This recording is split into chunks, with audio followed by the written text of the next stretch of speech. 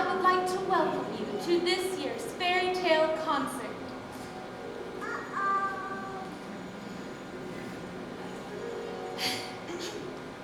Did you know that you possess a bit of magic deep inside your heart? Yes, it's true. And it seems that I will need a bit of that magic. Will you help me? Please? Yes? Oh, good. I was getting a little worried. All right. Then on the count of 3, I need you to say, I wish for the fairy tales to begin. Ready? 1, 2, 3. I wish for the fairy tales to begin. Your wish is my command. Once upon a time, in a place reached solely by dreams, there was a land that only open hearts and starry eyes could see. Our first fairy tale is about a beautiful girl named Snow White, who lived in a castle with her stepmother, the wicked queen. The queen was jealous of Snow White because the queen wanted to be known as the fairest in the land. But Snow White was much, much more beautiful.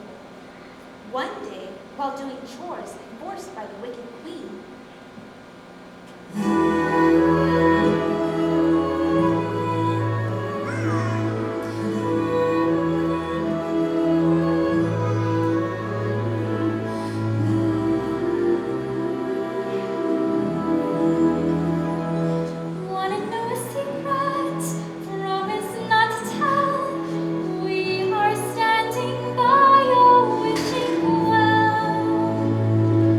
Make a wish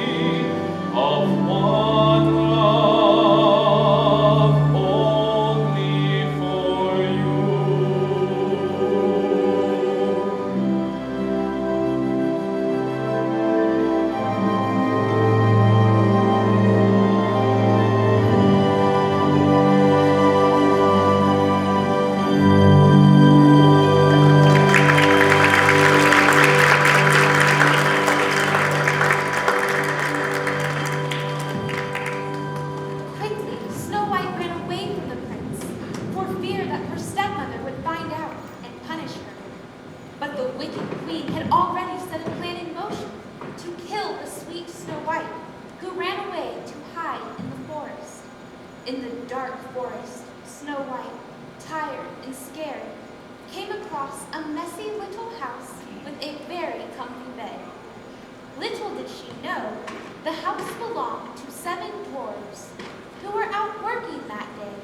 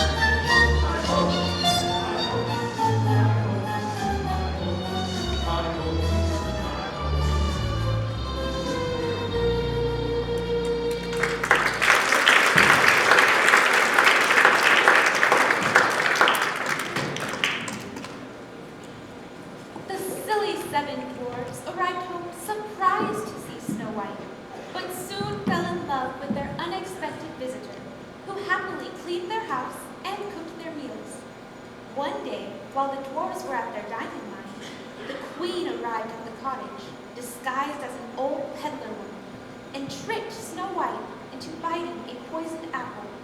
The dwarves, warned by the forest animals, rushed home to chase the witch away, but they were too late to save Snow White from the poisoned apple. They placed her in a glass coffin in the woods and mourned for her.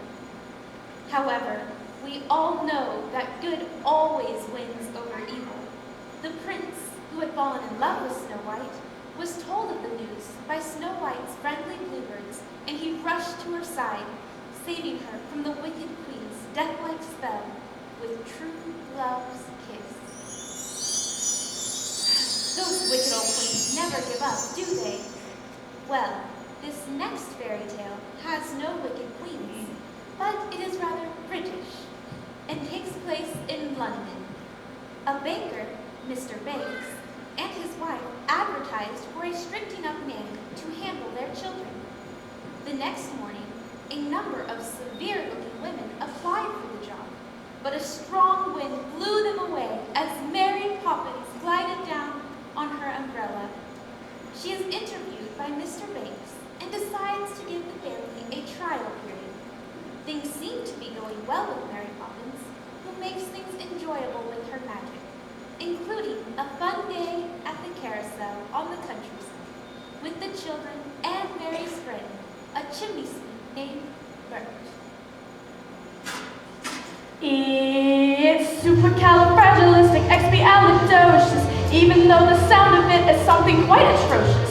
If you say it loud enough, you'll always sound precocious. Supercalifragilisticexpialidocious.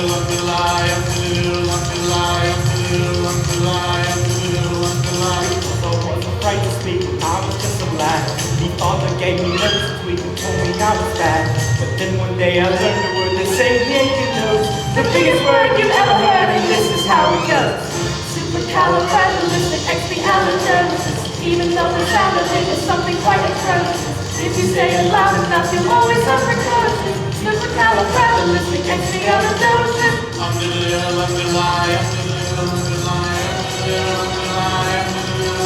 He traveled all around the world and everywhere he went, he'd use his word and all would say their jokes are clever jets. When Dukes and Maho Rogers passed the time of day with me, I say me special word and then they ask me out to tea.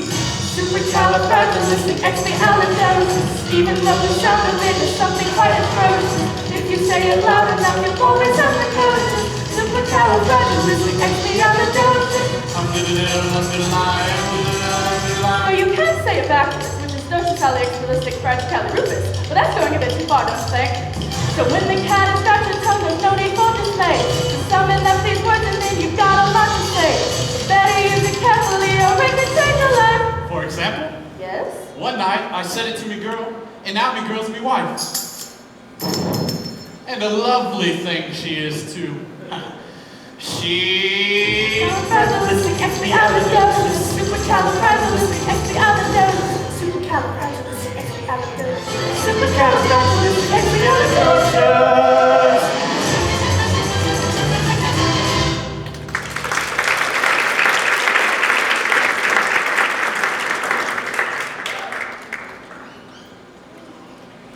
The following day, Mary takes the children and Bert to visit her Uncle Albert, whose constant laughter causes him to float on the ceiling.